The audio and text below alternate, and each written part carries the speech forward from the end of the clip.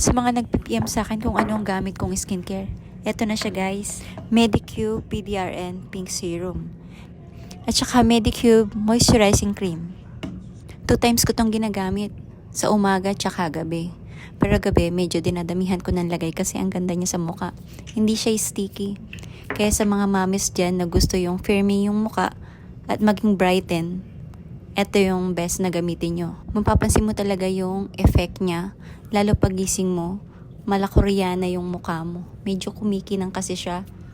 Tapos after nyan gamitin, yung moisturizing cream naman. Pinapatuyo ko muna siya bago lagyan. Depende sa inyo paano nyo ilagay yung moisturizing cream. Ako kasi nilalagay ko muna siya sa kamay ko and then pahid-pahid. Hindi pa ako ganun ka bihasa sa paglalagay ng skincare pero ganyan yung routine ko.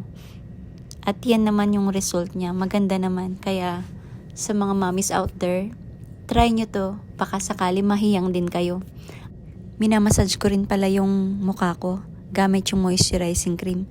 Kasi nga sobrang laki ng eye bag ko. At saka syempre minsan nagsasagi na rin yung face natin dahil sa edad natin.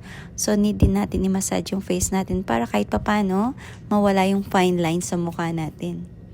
So anyway, hanggang dito na lang mga kamamis. Sana try nyo to at maging effective din sa inyo. Salamat po. Bye!